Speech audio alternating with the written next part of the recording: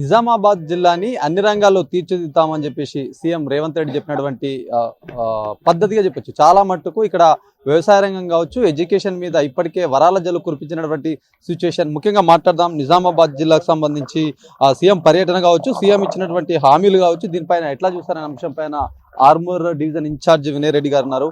ఎట్లా చూడాలి? చాలా మటుకు చాలా రోజుల తర్వాత సీఎం రేవంత్ రెడ్డి ఇక్కడికి వచ్చినటువంటి పరిస్థితి. దాదాపు 600 కోట్ల అభివృద్ధి పనులు అయితే చేస్తామని చెప్తున్నారు. మొత్తంగా ఇప్పుడు ఇచ్చినటువంటి ఏదైతే ఎడ్యుకేషన్ మీద మరింత ఫోకస్ పెట్టాము, రైతులకు కూడా బోనస్ లాంటివి ఇచ్చామని అంటున్నారు.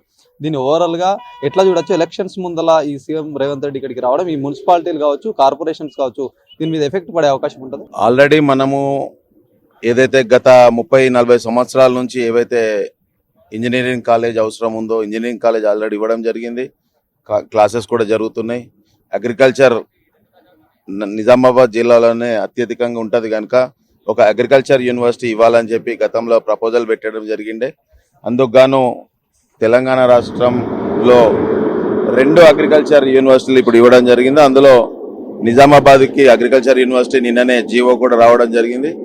దాంతో పాటు ఇంటిగ్రేటెడ్ స్కూల్స్ ఏదైతే ప్రతి నియోజకవర్గానికి ఒక ఇంటిగ్రేటెడ్ స్కూల్ ఇవ్వాలనేది ఒక ఉద్దేశంతో గతంలోనే ఆర్మూర్కి, నిజామాబాద్ రూరల్ మరియు బోధన్కి మంజూరు చేయడం జరిగింది. దాంట్లో భాగంగా 3 ఇంటిగ్రేటెడ్ స్కూల్స్ సంబంధించి 600 కోట్ల నిధులతోని అది కూడా శిలాఫలకం పెట్టడం జరిగింది. ఏదున్నా సరే తప్పకుండా ఆర్మూర్ ప్రజలు కానీ, నిజామాబాద్ అర్బన్ కానీ, ఉమ్మడి నిజామాబాద్లో ప్రతి మున్సిపాలిటీ మరియు కార్పొరేషన్ కైవసం చేసుకునే విధంగా మేము కార్యకర్తలం కానీ, నాయకులం కానీ అందరం కూడా పనిచేస్తున్నాం. ముఖ్యంగా ఆర్మూర్లో వచ్చి 36 వార్డులు ఉన్నాయి. 36 వార్డులలో 30 కన్నా ఎక్కువ వార్డులలో కాంగ్రెస్ బలపరిచిన అభ్యర్థులు విజయకేతనం ఎగురవేస్తున్నారు. ముఖ్యంగా మనకి ఆర్మూర్ విషయానికి వస్తే ఒక 50 కోట్ల నిధులు ఆల్రెడీ టెండర్ అయిపోయి ప్రతి వార్డులలో వర్క్స్ నడుస్తున్నాయి. దాంతోపాటు 43 కోట్ల రూపాయలతోని అమృత్ 2 కింద 43 కోట్లు ఇవ్వడం జరిగింది.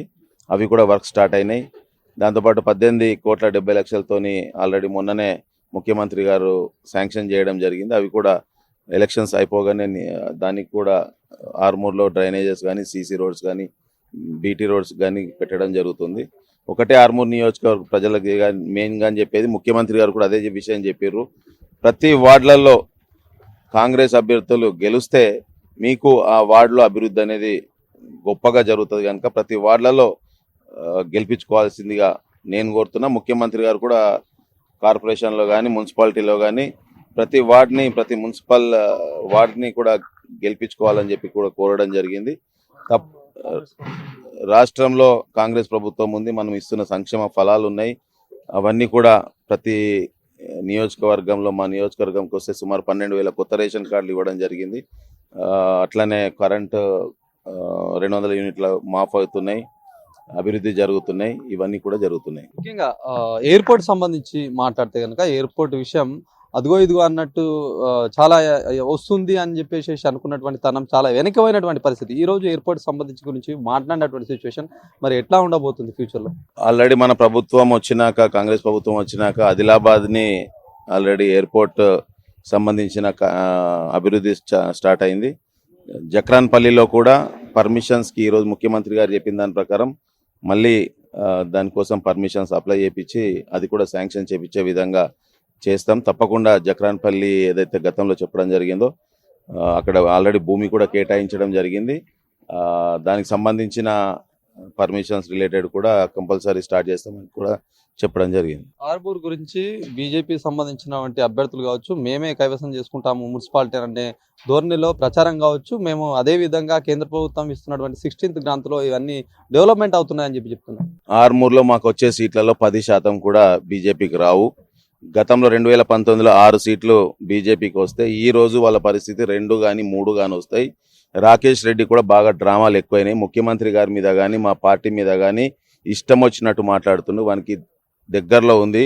ప్రజలు ఏ వార్డులో తిరిగినా కానీ వాడిని ఉరికిచ్చే ప్రయత్నం జరుగుతుంది. రాకేష్ రెడ్డి నీకు ఒకటే హెచ్చరిస్తున్నా, ఏదున్నా సరే నువ్వు ఏం చేయాలనుకుంటున్నావో అది చెప్పు, అంతేగాని మా మీద అనుచిత వ్యాఖ్యలు చేస్తే మాత్రం సహించేది లేదు బిడ్డ. నువ్వు అనుకుంటున్నావు కావచ్చు ఏది మాట్లాడినా చెల్లుతుందని. చెల్లింది ఎలక్షన్లో 2023లో నువ్వు మాట్లాడినావు. ప్రజలు నిజంగా కూడా చేస్తాడేమో అని చెప్పి ఆశపడి ఓట్లేసిర్రు. ఇప్పుడు నువ్వేం మాట్లాడినా కానీ నీకు 3 సీట్ల కన్నా ఎక్కువ రావు. దాని తర్వాత మున్సిపల్ అంతా కైవసం అయినాక నీ సంగతి చెప్తా బిడ్డ. మొత్తం చివర్లో అంటే ఇప్పుడు ఈ మధ్యలో ఫండ్స్ రావడాన్ని ఎట్లా చూస్తారు? ఇన్ని రోజులు అంటే దాదాపు 2 years అయింది గవర్నమెంట్ ప్రభుత్వం అధికారంలోకి వచ్చి కాంగ్రెస్ ప్రభుత్వం. ఇప్పుడు ఈ మధ్యలో ఎలక్షన్స్ అంటే అనుకోవచ్చు ఇదంతా గ్రాంట్స్ రావడం. ఎలక్షన్ స్టంట్స్ ఏముండదు, ఆల్రెడీ ప్రతి మున్సిపాలిటీలో వర్క్స్ నడుస్తున్నాయి. స్టంట్ ఏం లేదు. ప్రతి వార్డులలో మా దగ్గర వస్తే సుమారు ఒక్కొక్క వార్డులో 1.5-2 కోట్ల వర్క్స్ నడుస్తున్నాయి. ఆల్రెడీ 3,500 ఇందిరమ్మ ఇల్లు ఇచ్చినాం. ఇంకా ఏప్రిల్లో మళ్ళీ 3,500 ఇండ్లు మళ్ళీ ఇందిరమ్మ ఇండ్లు ఇస్తున్నాం. ఎలక్షన్ స్టంట్ ఏం కాదు, ఏదున్న పనిలో పని మన జరిగింది కూడా ఇక్కడ మనం నిజామాబాద్లో పెట్టినాం. ఏదున్నా సరే ఒకటే ప్రజలకు చెప్పేది, ఎవరు మనకి మంచిగా చేస్తారో వాళ్ళకు ఓటేసుకోండి.